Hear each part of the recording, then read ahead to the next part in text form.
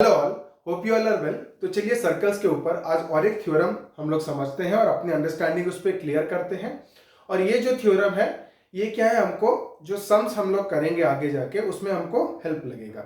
तो आइए समझते हैं इस थ्योरम को। तो थ्योरम क्या बोल रहा है, angles in the same segment of a circle are equal. क्या angles in the same segment of a circle are equal.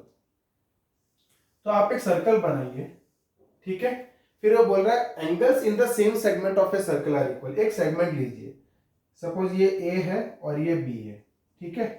अब ये ए बी जो है ना, ये ए बी जो है ना, इससे मैं क्या कर रहा हूं, दो एंगल बना रहा हूं कहीं भी सर्कल के ऊपर, कहीं भी बनाऊंगा, सिर्फ सेंटर को छोड़ के सर्कल के ऊपर कहीं भी बनाऊंगा। तो वो बोल रहा है कि angles in the same segment of a circle are equal. तो मैंने दो पॉइंट डिसाइड किया, सपोज ये एक पॉइंट मैंने ले लिया और ये एक पॉइंट ले लिया, तो इसको ले लिया सी, इसको ले लिया D.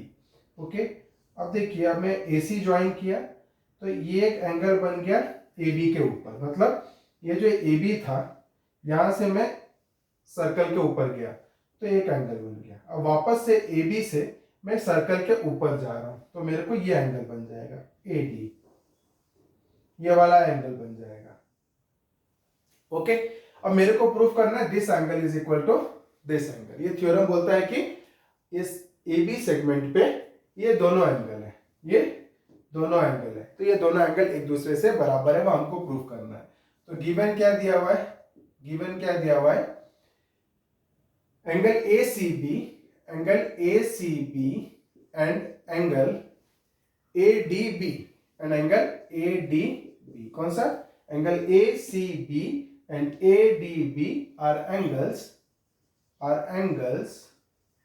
on the segment AB, on the segment AB, ठीक है।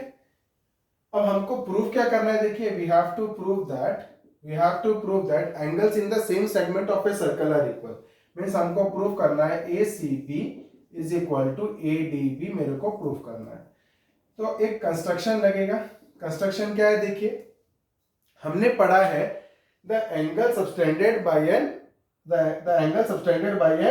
an arc at the center is double the angle subtended by it at any other point on the remaining part of the circle। ठीक है, मतलब ये अगर centre में जो angle बनाता है वो एंगल डबल होता है अगर एंगल सर्कल के ऊपर कहीं और भी कोई भी एंगल बनाए तो उसका क्या हो जाता है, डबल हो जाता है। तो क्या हो जाएगा, देखिए, हम एक सेंटर बनाते हैं और हमको पता है कि central angle is double the subtended angle, तो ये O हो गया, ये O हो गया। तो AOB मान के चलिए, O क्या है, सेंटर ऑफ द सर्कल है।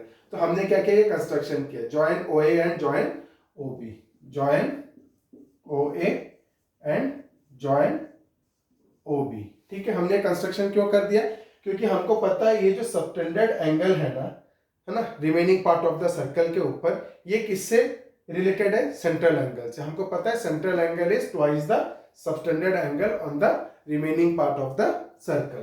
तो क्या हो जाएगा, देखिए, प्रूफ में। तो अब क्या हो गया, देखिए, ये एंगल भी इससे रिलेट हो जाएगा, ये एंगल भी इससे रिलेट हो जाएगा, दोनों एंगल इसी से रिलेट हो जा रहे हैं, तो ये दोनों एंगल क्या हो जाएंगे, इक्वल हो जाएंगे। तो कैसे, देखिए, हमको पता है एंगल ACB, एंगल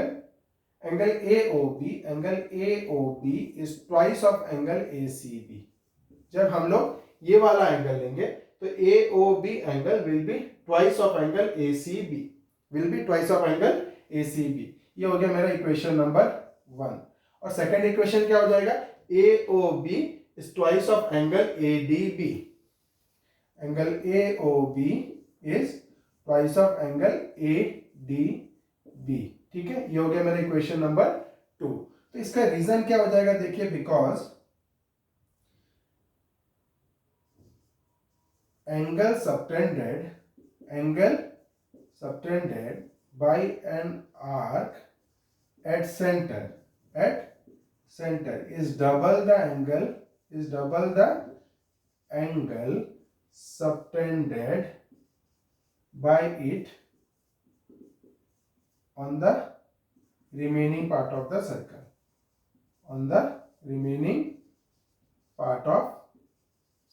ठीक है। Angle subtended by an arc at the center is double the angle subtended by it at any point on the remaining part of the circle. By it at any point any point on the remaining part of the circle. ये हो गया हम लोग का मतलब क्या होता है, अगर एक आर्क सेंटर में जो एंगल बना रहा है वही आर्क अगर remaining part of the circle में कहीं भी एंगल बनाए तो वह एंगल क्या हो जाएगा, सेंट्रल एंगल उस एंगल का डबल हो जाएगा।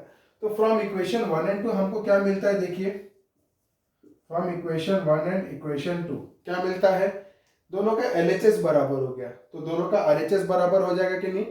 ये भी क्या है, ये इसका डबल है, ये इसका डबल है, इसका मतलब ये दोनों क्या है, एक ही क्या हाफ है, तो ये दोनों क्या हो जाएंगे, बराबर हो जाएगा। तो इधर देखिए दोनों इक्वेशन में LHS बराबर हो गया है तो RHS भी क्या हो जाएगा, बराबर हो जाएगा। तो फ्रॉम इक्वेशन 1 एंड 2 क्या मिल गया, twice of angle ACB is equal to twice of angle ADB।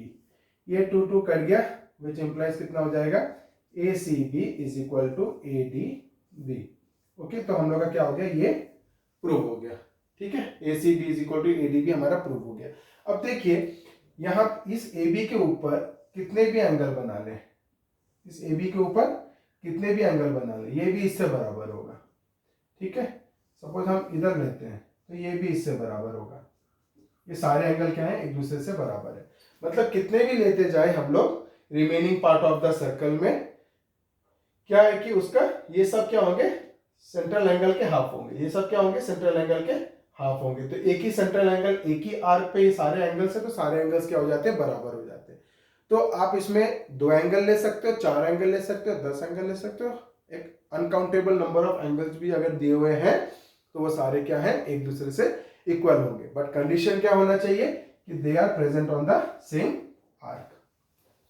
Okay, आगे की वीडियोस में हम और कुछ जो थ्योरम्स है वो डिस्कस करेंगे और देन हम लोग क्या करेंगे, प्रॉब्लम्स में जाएंगे और इन सारे थ्योरम को अप्लाई करके अपनी अंडरस्टैंडिंग उन प्रॉब्लम्स पे क्लियर करेंगे। तो अभी के लिए इतना ही, बने रहिए मेरे साथ मेरे आगे वीडियोस के लिए।